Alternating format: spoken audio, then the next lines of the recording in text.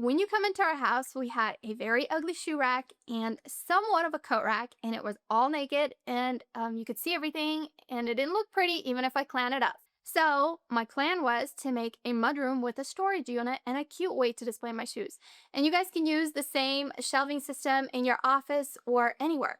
I first did my 3 walls with plywood and added some 2x3s to frame it off. I secured all the 2x3s to all 3 walls and went on by adding the 2 front 2x3s as well.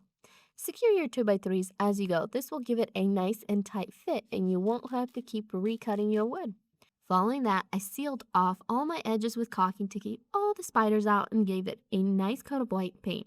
We decided to only have half the bench open up since the shoes would be displayed above it. So, I added another 2x3 going across the center of the bench and installed a lid with some door hinges.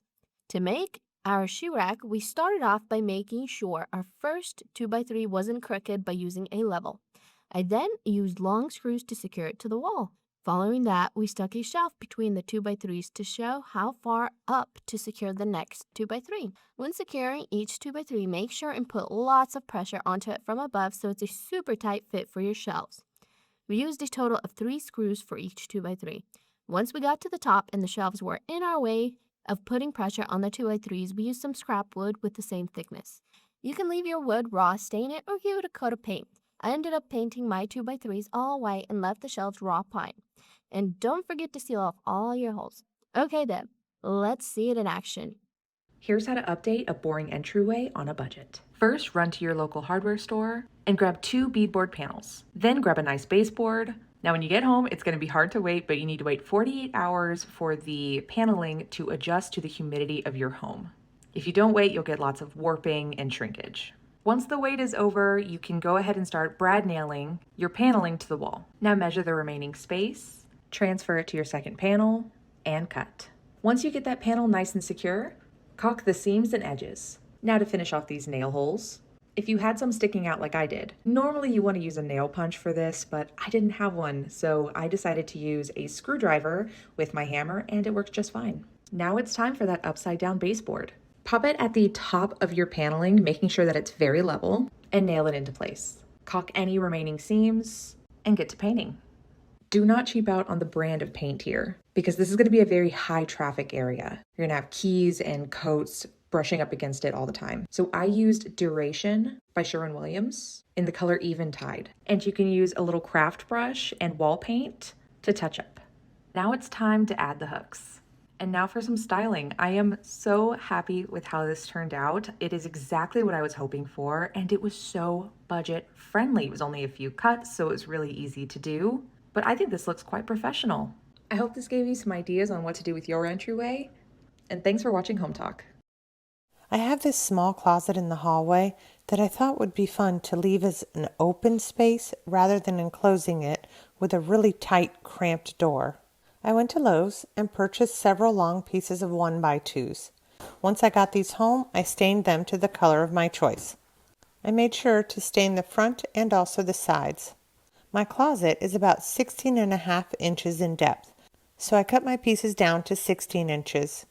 Once they were cut, I made sure to stain the fronts of them as well, since these would be visible from the hallway once the pieces were installed. Starting from the top of my closet, I attached the wood pieces using a nail gun.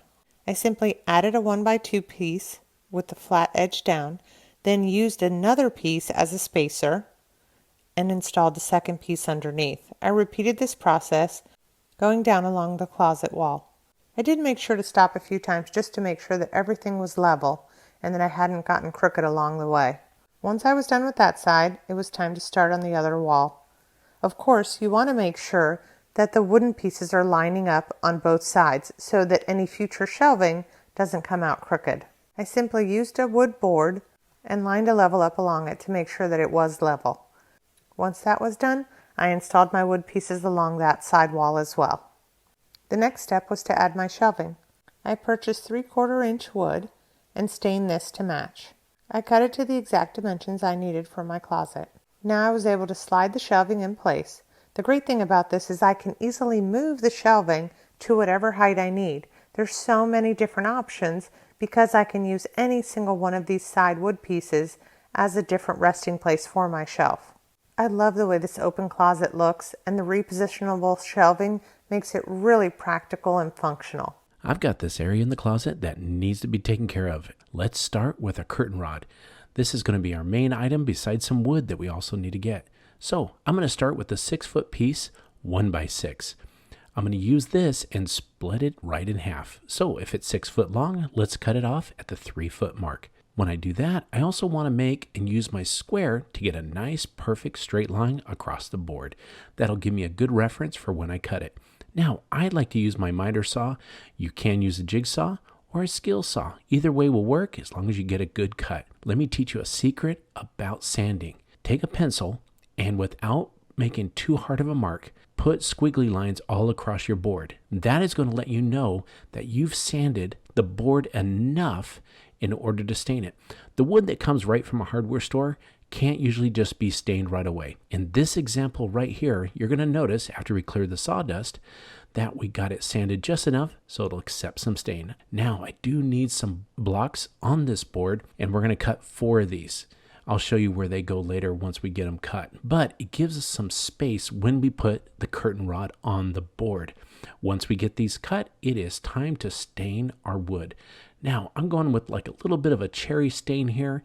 The only regret I have when I was staining this was not using a pre-stain. So you can see some dark spots on the board. Wish I did use some pre-stain, but I think it's still going to turn out really nice. Once we get it stained, it's back to those 4 blocks that we cut earlier. I'm going to use one as a spacer to set this in place. I don't want to put it all the way against the wood. It gives it a little bit nicer look. I'm just going to use 3 little brad nails, make sure I don't go through the boards to hold it in place.